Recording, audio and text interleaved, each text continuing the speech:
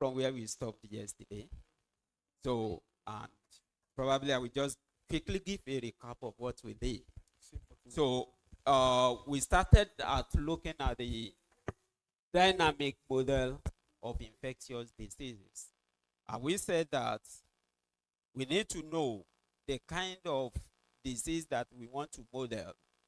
Is it an epidemic or an endemic disease?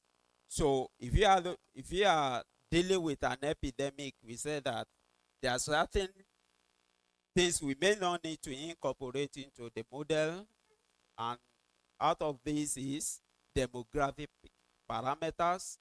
So, and also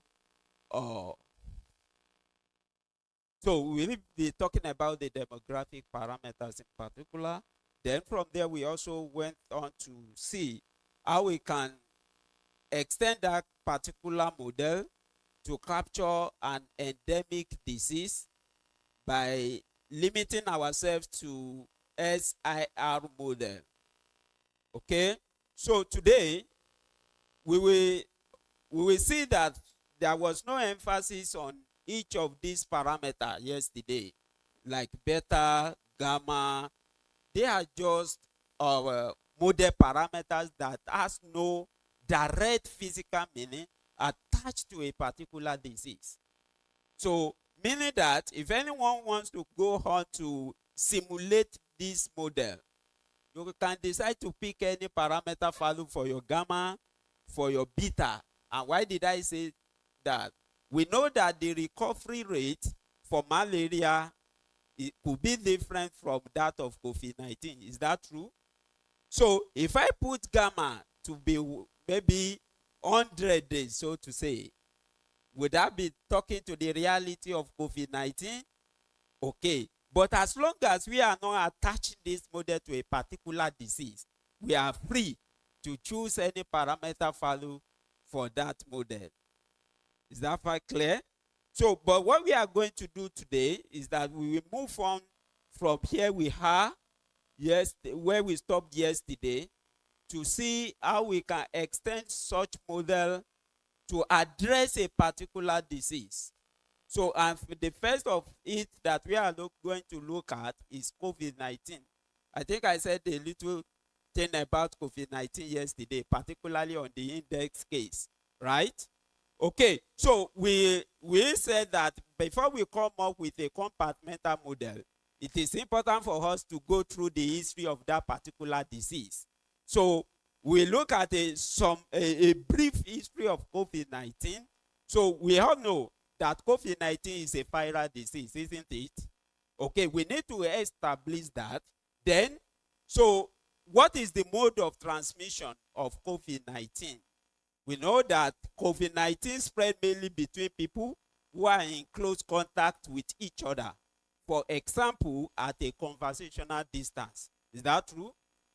Okay, so we know that this is what led to observing social distancing at the early stage of COVID-19 spread, where we are basically based on non-pharmaceutical intervention. So observing social distancing was one of the key intervention that were put in place.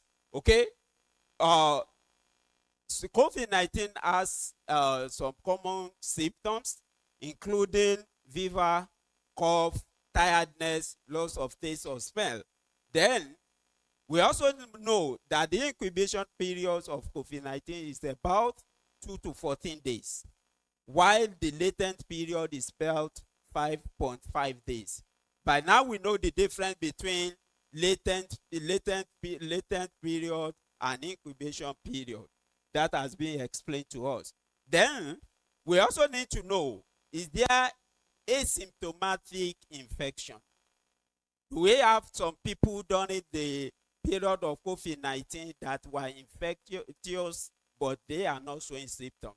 Did we have that? Okay, so we also need to know, because if we have such a particular disease that we have some people that are asymptomatic to that disease, it is important for us to capture them, because we know that they play key role in the spread of that particular disease. We also need to know whether that particular, there's a recovery to that, whether the disease confer lifelong immunity. So in the case of COVID-19, do we have lifelong immunity? In other words, is it that when one is recovered from COVID-19, the person is forever immune to COVID-19? Okay, so we could recall that we had cases of people that were infected and recovered and later got infected with a new strain of COVID-19.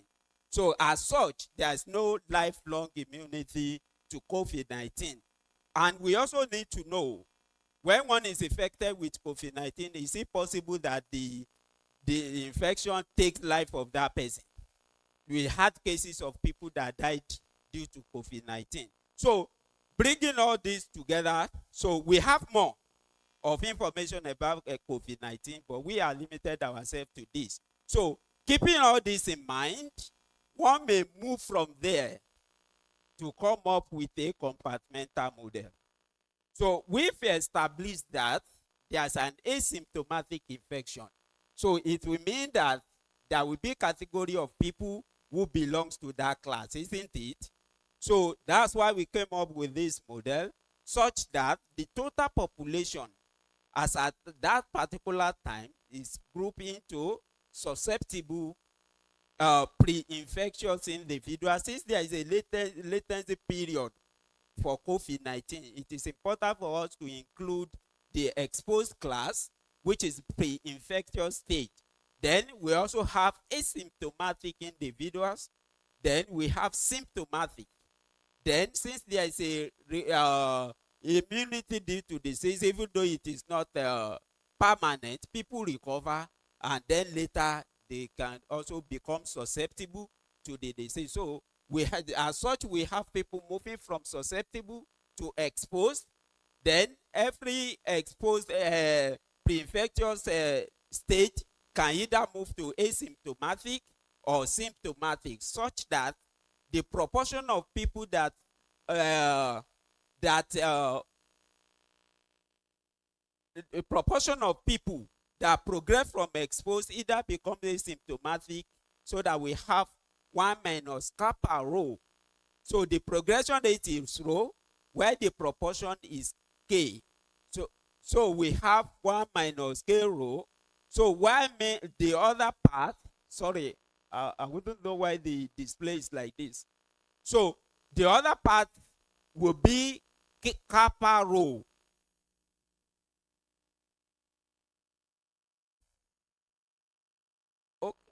Okay. So maybe I should use, but I'm sorry, I don't know why the display is like that. So from susceptible, since we have susceptible individual progressing to exposed, so we have exposed individual, and we said that after latency period, exposed individual can either become symptomatic, asymptomatic, or become what?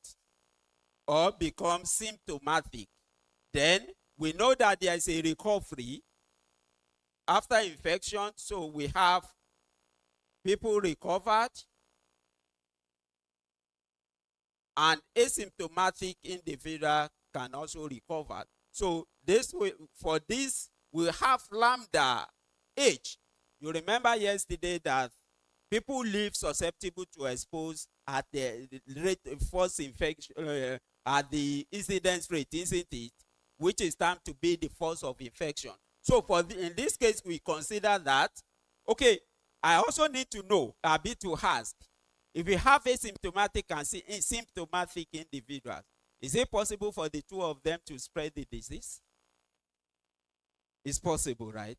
So if individual in asymptomatic and symptomatic can both spread COVID-19, it will mean that when a susceptible individual come in contact with either people in this class or this class, will lead to what?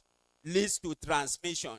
That will lead us to defining lambda h to be beta into bracket IH plus sigma AH over what? over NH. Since we know that interaction between susceptible and asymptomatic can lead to new infection, and also interaction between susceptible and symptomatic can also lead to infection. It's as if I'm adding two things.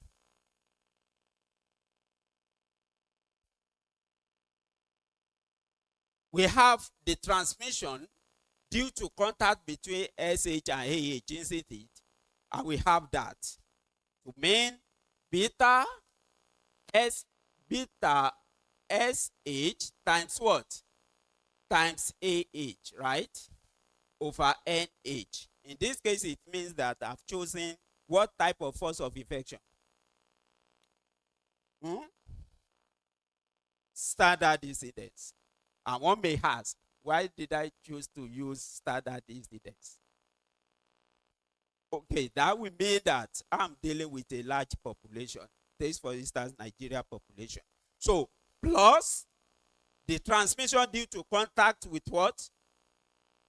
With symptomatic individual. Over what? Over NH. What assumption? There is a particular assumption I've made here. I've made certain assumption. What is that assumption? The assumption is that the rate at which COVID-19 spread due to the contact between susceptible individual and asymptomatic individual is the same as the contact between what? Susceptible individual and symptomatic individual. But that may not be true, isn't it? That may not be true. So that will now make me to make certain modification such that I will have beta SH sigma AH over NH plus beta SH IH over what? Over NH, where I will have my sigma to be between 0 and 1. And the essence of this is that if I put sigma to be 0.9, which of these will be greater? I've said that sigma is less than 1, right?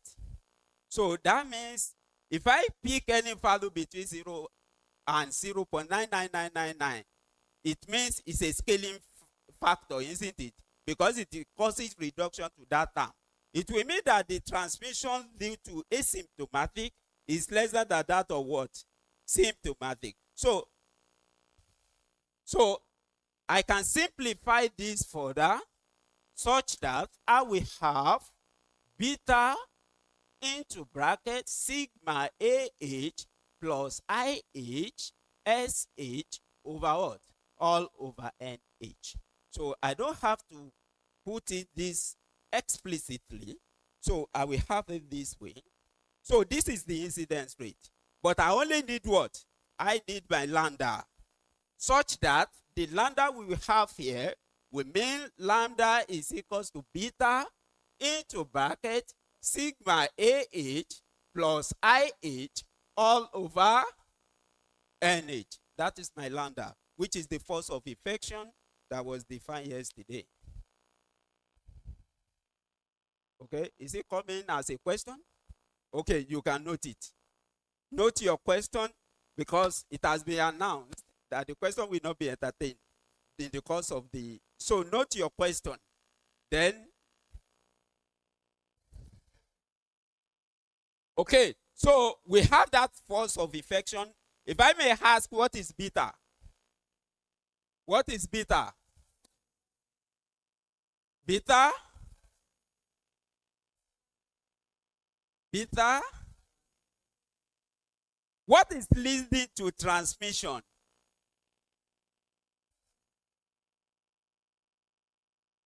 That means there is a contact between these two. And this beta is what is measuring that contact. It means beta is what? Effective contact rate.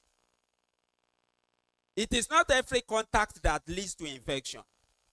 But we assume that this contact is what? Is an effective contact.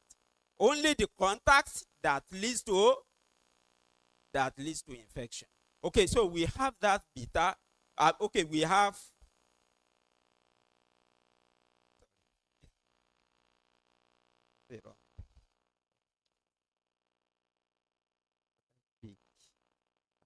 okay, so we have that.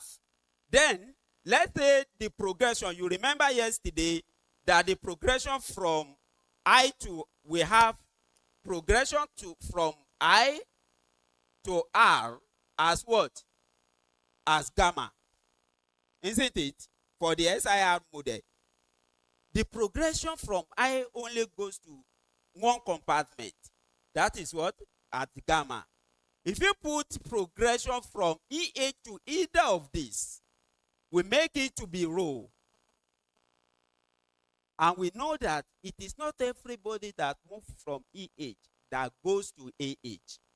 Some goes to AH, some goes to what? IH. We have to split all the people that move to this, such that the progression rate will be in the form 1 minus kappa rho plus kappa rho, which is equals to what? Which is equals to rho. So we have 1 minus kappa rho, and then the remaining fraction will come to IH. Then we have the recovery rate for asymptomatic. Let's say I can't remember exactly what we use on the slide, but I will make that one to be R1 here. Okay, thank you. We have alpha A and alpha I. Are we there? Alpha. Okay, thank you. So alpha S. Then there is natural death, isn't it? There's natural death. Natural death at rate what? Moon. At moon.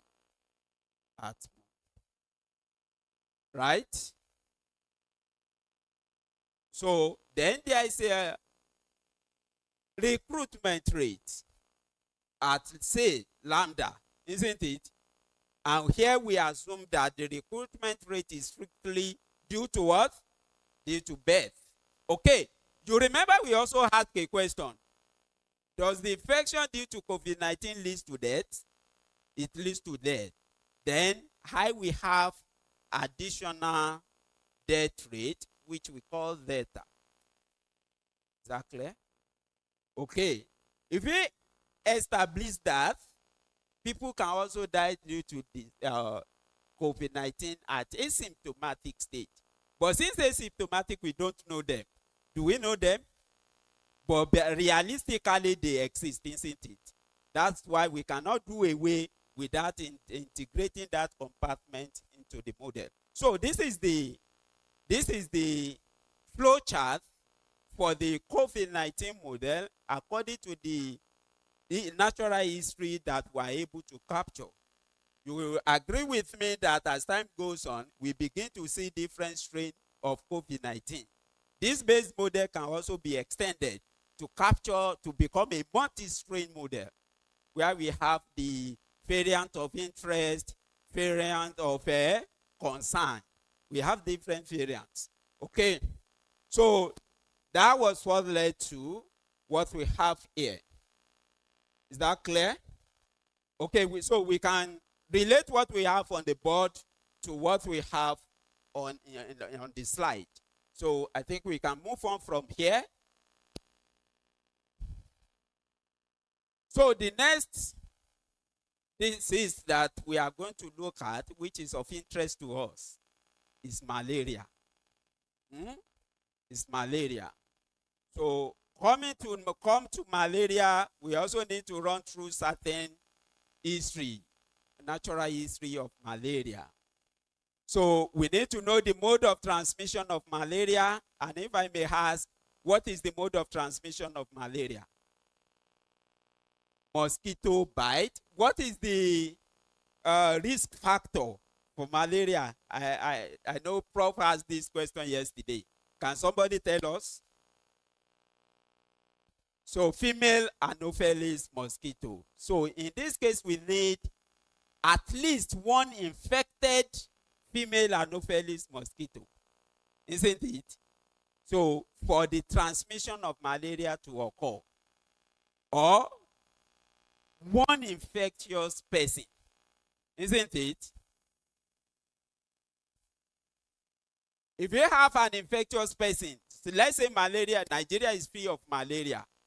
There may be an international, what do they call it? Imported case. Let's say somebody is in Germany or somebody is elsewhere. Okay, let me take Malaysia as for instance, because I am sure that malaria exists in Malaysia. Let's say Nigeria is free of malaria, but somebody is just living in Malaysia where there is malaria, and this person has been bitten by an infected mosquito before leaving. Maybe just left, waited while waiting for his or her flight. Mosquito bit the person, and the person was already done at incubation stage. On getting to Nigeria, after a few days, the person either begin to show symptoms or not showing symptoms. But another mosquito in Nigeria beat the person again.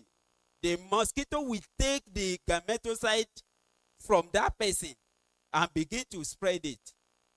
So we only need to have either an infectious person or infectious mosquito. Is that clear? Okay, so we keep that in mind. Having known the mode of transmission of malaria, then is there a latency period for malaria? Is there a latency period? Okay, so there is latency period for malaria. So we also need to know who are the vulnerable population. Most children and adults, but generally anybody can be infected with malaria. Anybody. Okay, so does recovery confer lifelong immunity? There is no lifelong immunity due to malaria. So can it also lead to death? Malaria cannot kill. Is that true? It is not true. So malaria can kill. Okay, then is there treatment for malaria? Is there treatment? What is the mode of treatment? So there is a standard treatment for malaria with the use of ACT, right? Okay, so having known some of this history of malaria, then that leads us to coming up with this compartmental model. What do we observe? Okay, let me explain each of these compartments. We have susceptible human. Okay, we have first of all established the mode of transmission of malaria, that we need mosquito compartment. We also need human, because it's the interaction between human and mosquito population that could lead to what? Malaria transmission. So in that case, we need to consider the population of human and also the population of mosquito. So in this case, we divide the population of human into 5, which are susceptible human, exposed human, which is pre-infectious human now. Then we have the symptomatic, which is IH. Then we also have what? Asymptomatic human. Then we have treated human. Then what next compartment do you expect to have? We expect to see recovered human. But recovered or removed is missing, right? Okay. Then for the mosquito, we have susceptible mosquito, exposed mosquito, and infectious mosquito. Has anyone worked on malaria model before? Or have you ever seen a malaria model before? The one you have seen included RH, right? But in this case, we decide to remove that RH, right? So I will tell you that at our center recently, it was a long debate. Having going through read more on the biology of malaria, to see that the assumption that people after malaria infection leads to recover, and that people are over that at a certain time are in that recover class, it does not actually align with the biology of malaria. Is that clear? Because the assumption is that if people are in recover class, that means that people are immune to malaria infection, isn't it? But the biology says there is no malaria infection block immunity. While people are in recover class, they can still get malaria infection. Only that there is no symptom. They only immune to the malaria symptoms, not to the malaria not to the malaria infection itself. As such, and also for people to have a clearance of parasite, infected person to have a clearance of parasite in them, they must have gone through treatment with the use of ACT. Natural recovery will not do that until they take ACT. So as such, we consider this particular model such that before people can move from IH, they have to receive what? They have to receive treatment. And that treatment is captured as what? So people that receive treatment are in TH, but they receive that treatment at rate U2. U2 is the treatment rate. So then after that, we said that there is no permanent immunity, right? So they now go back to, they become susceptible, or they can die, they die naturally. You know, treatment will have suppressed the viral load, parasite load, isn't it? So we assume that people at that stage do not what? They do not die of malaria. But when you look at IH, what will happen at IH? They can die naturally, or they die due to, and what is measuring that in the model? Delta H. So I can see we are all modeler now. So then, just like we did for the COVID-19, you see proportion of people moving from EH to IH or AH, right? So we see that. Then, if you look at the dashed arrow, we see that if there is an interaction between infectious mosquito and susceptible human, it will lead to what? Transmission. It will lead to transmission. That's why we have that red arrow interacting with the susceptible, leading to that. Then we also see that the interaction between symptomatic human and susceptible mosquito. Can we see that? Then interaction between asymptomatic human and susceptible mosquito can also lead to transmission. That's why we see that what is responsible for movement from susceptible mosquito to exposed mosquito at lambda M is what? Interaction between asymptomatic human and symptomatic human. Okay? So, human. Interaction between symptomatic and asymptomatic humans and susceptible mosquito. Is that clear? Okay, so this lays a foundation for the model we are going to consider majorly in this discussion. So my colleague will be coming up afterwards to tell us how this model can be modified to capture what Prof discussed this morning. He discussed climatic variables. isn't it? A lot of the story have been told about climate, how it affects the dynamics of infectious disease. So we want to see the beauty of this in our model, just like the question that was asked. So we've heard of this information it has helped us. Let's see it in the model. So my colleague will come later to capture, to see, to tell us or show us how we can integrate some of these into the compartmental model.